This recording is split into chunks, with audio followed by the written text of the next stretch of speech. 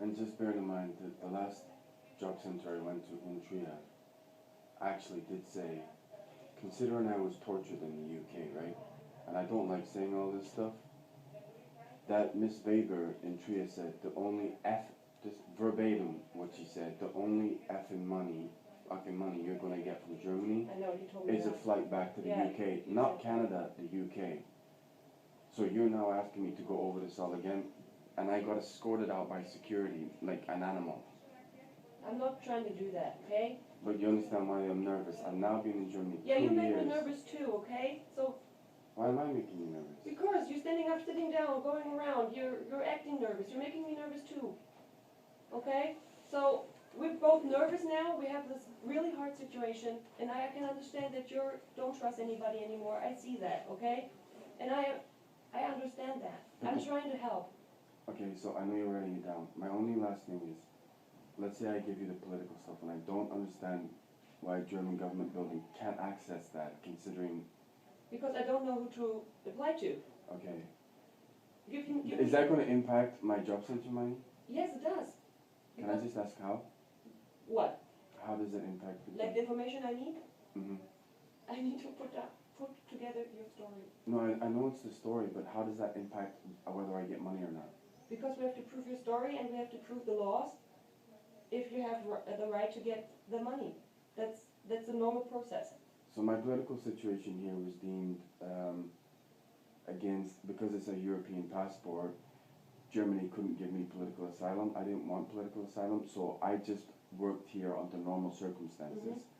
What I'm saying to you that happened at Sky and SAP, the people who hired me knew who I was because of the political scenario in the UK, and therefore gave me a hard time and created the situation.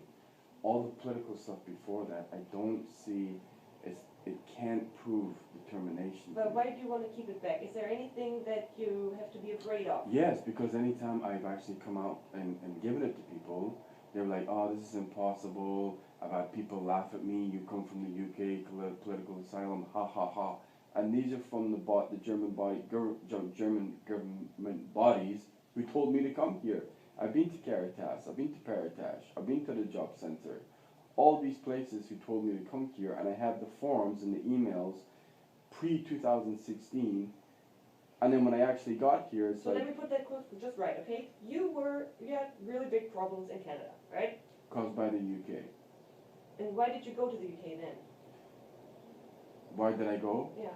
Because the UK owns Canada, and the Canada terminated my citizenship, and I was sent to the UK. Okay. Then it was this right. So where was it? There. In the middle?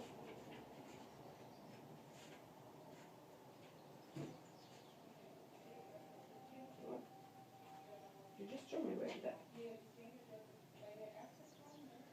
I've been a Canadian citizen all my life. I see. The UK faked the referendum. I was a high-level banking manager. They made me out to be something to do with this political thing. It had nothing to do with me. I got sent back to the UK.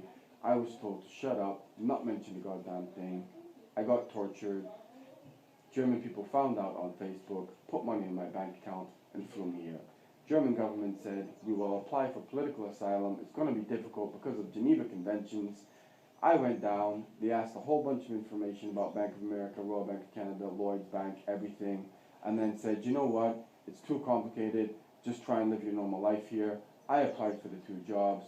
They weren't German speaking, they were English speaking, English bosses, they knew who I was, and I got terrorized at both jobs. How did they know? I didn't know who they were, but they knew who I was. How? I have no idea. Okay. My stuff was all over social media for a long time. Okay. So how did it disappear? I don't work for the government, I didn't delete it. Okay, me neither. So did you ever apply for another job then? I applied for, well the thing is with SAP, they were trying to make it as complicated as possible. When I went to lawyers, what they actually said was, they started laughing, and I said, why are you laughing? They said, none of these contracts make any sense. And also, Commerce Bank closed my bank account with my money in it. That's illegal. I went to BaFin. They said yes, that's illegal. I had a lawyer write legal letters to Commerce Bank. I had a credit card and money in there, and I never got my money back. And it just seems like because of the situation I arrived in.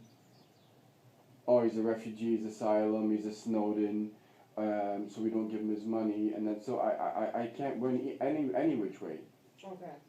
And then what they've done is, because I work in IT, SAP and Sky Deutschland are basically badmouth my name. I used to be able to get a job within about 20 seconds. Because of that scenario that had nothing to do with me, other than I was getting too good at my job, Okay. now I'm almost blacklisted. Okay. Okay. So if I get to the Arbeitsgericht, not only do I get my money back, I clear my name. That's the most important part. Yeah, but I can help you with that, right? That's what I'm trying to say. That's why I don't understand the whole story part is irrelevant, because you can't help me with it. I can help you with the Arbeitsgericht, but I can help you with living here. I can try to help you. But that's what you came for, right? But if I tell you my story, you just said you can't help me with that. I can help you with the Arbeitsgericht. I can help you with the job thing and clearing your name thing. Okay. See? Okay, I'm just putting down the things.